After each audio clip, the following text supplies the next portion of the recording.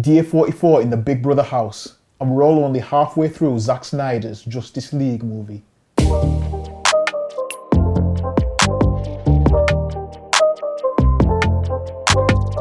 Hey guys, welcome to my review of Zack Snyder's Justice League, which is often referred to as the Snyder Cut. His director's cut of his own 2017 Justice League movie, and what a director's cut we have. This is 4 hours long. I mean, getting ready to watch this, don't just bring the popcorn, bring a change of clothes, bring a duvet, bring a pillow, cancel whatever you're going to do tomorrow because you're going to need a lot of time to process this movie. So let's talk about it. Before I get into it, let me just give you a quick outline of the plot. So fueled by his restored faith in humanity and inspired by Superman's selfless act, Bruce Wayne enlists newfound ally Diana Prince to face an even greater threat. Together, Batman and Wonder Woman work quickly to recruit a team to stand against this newly awakened enemy. Despite the formation of an unprecedented league of heroes, it may be too late to save the planet from an assault of catastrophic proportions. Oof! Some of you will have already seen the 2017 Justice League cut. Some of you will be coming to this with fresh eyes. Ultimately, it's about superheroes versus villains. You've got some really good guys, and then you've got some evil baddies who want to take over the world, and they're going to do this by taking these boxes that are going to allow them to rule over every universe. I mean, there's a bit of a common theme here with these bad guys who seem to want these boxes that will allow them to control the universe. Common theme in these big superhero movies. Anyway, there you go. I don't know lots and lots about the superheroes and the villains and the backstory. I've not read lots of the comics. There'll be other fans out there who know lots more about this than I do. I'm just a person who likes watching these major movies. I'm a movie fan, so I'm just going to give you a bit of an everyman film. So if you want some of the intricate details, there's lots of other videos out there that can explain that. But talking about Justice League, I remember going to watch the 2017 film because I did watch it, and my memory of it was that it was just a bit, all right. Not great. I mean, the people that I went to watch it with actually fell asleep, which is never a good sign for a great movie. But it followed that standard 3-act. It had, this is the bad guy, these are the good guys, death by CGI. Final act, lots of CGI, lots of fighting, typical superhero movie, just over 2 hours. And yeah, unfortunately, it was nothing special, but it was a Zack Snyder directed movie that I thought, well, Zack, yeah, all right, nothing special. But as you look into the backstory, apparently Zack Snyder had to step away. Another director came in to finish off the movie because it wasn't quite complete. So essentially, even though it's Snyder's name under the directed by credits, there were lots of other parties and lots of other fingers in that pie, if you like. So there you go. So watching this new Snyder Cut, the director's cut, when I watched the trailer, I watched it a few months ago and I did a trailer reaction, and you can check that out in my list of videos. I'll put a card so you can click on it and find that. I really liked the look of that trailer. I thought it was very moody, it was very dark. Yes, there's CGI in it, but it looks like CGI done very well. I thought, oh, this looks beautiful. I like the look of this. Steppenwolf, who is the main bad guy in the film, I thought the CGI on him looked absolutely fantastic, and I thought, yeah, this is great, I'm up for seeing this. And what I'll say is that a movie like this more or less lives and dies based on how amazing the bad guy is. And I think Steppenwolf in this film is a really good baddie. He looks great, he's powerful, he runs lots of things. But what's interesting, if you watch this, is that Steppenwolf still has someone else he has to answer to. So it just shows that even if you are powerful and you run lots of things, you still essentially have to answer to someone. Because I mean, I work for myself, I'm my own boss, and I still have to answer to someone else, and that's my wife.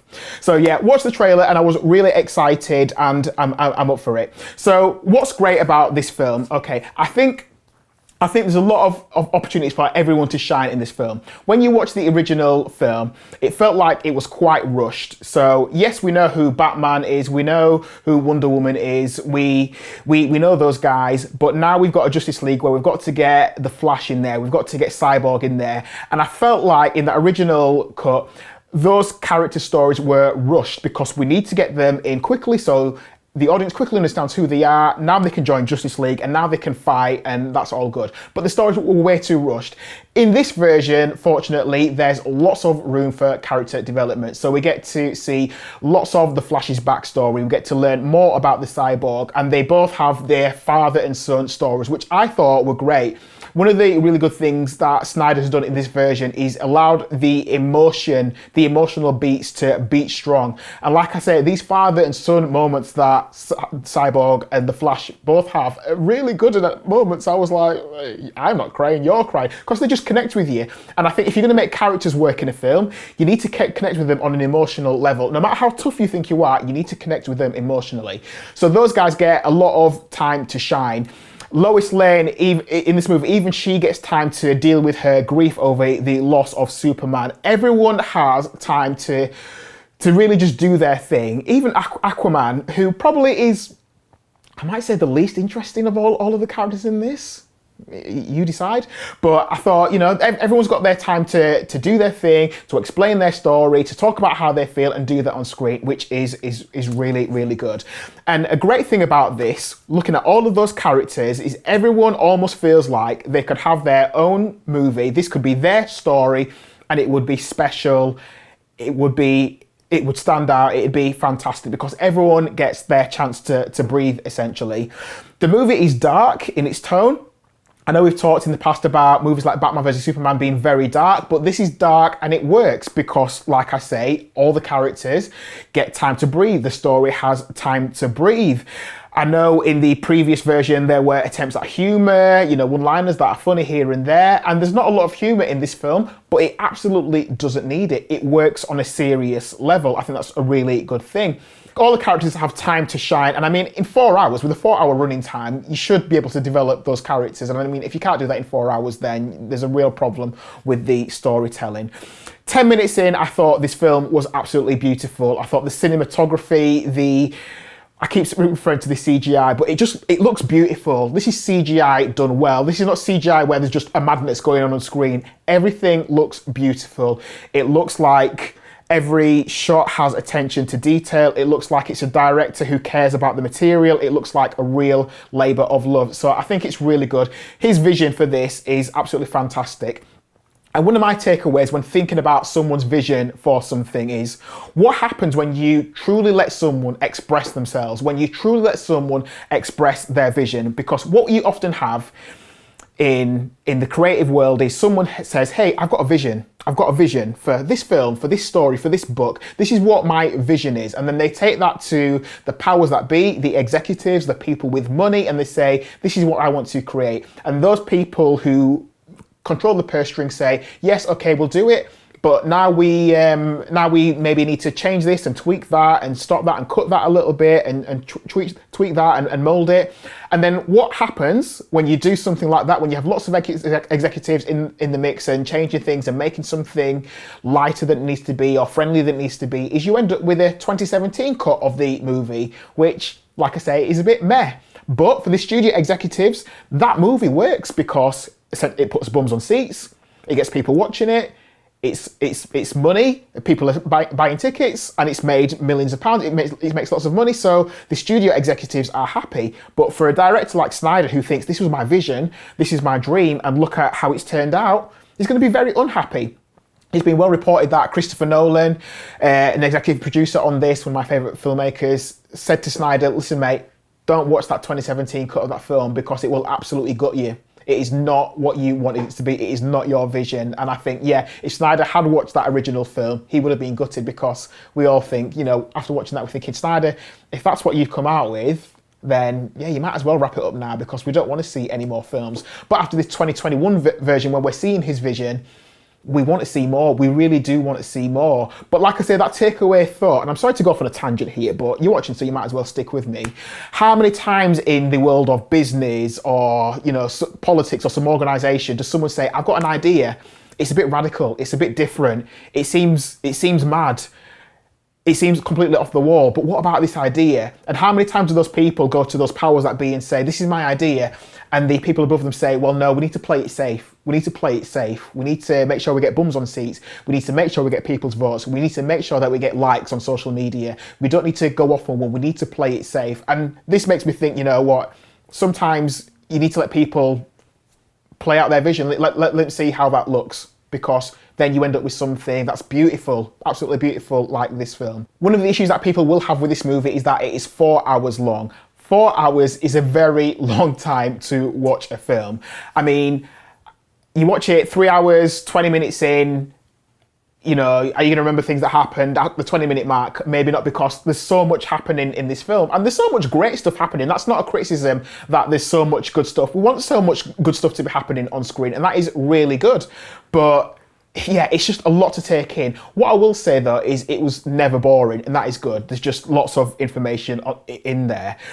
And I think, you know, could this film have been cut down a little bit? Could it work as a 4-part miniseries, you know, 1 hour each episode? Yeah, it probably could. Could it work as two-hour movies? Yeah, I think that could work as well. It'd be interesting to see it like that. But the director decided to have a 4-hour film.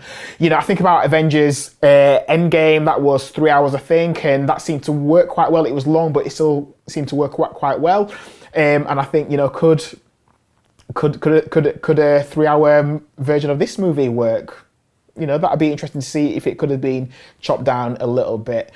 One other thing that I thought was a little bit dark, and this is just for me personally, I don't know if anyone else feels this, but there's a moment early on where Wonder Woman's going to save the day, but there's a school trip, and then there's some bad guys who are going to shoot at these school children and essentially murder a bunch of children.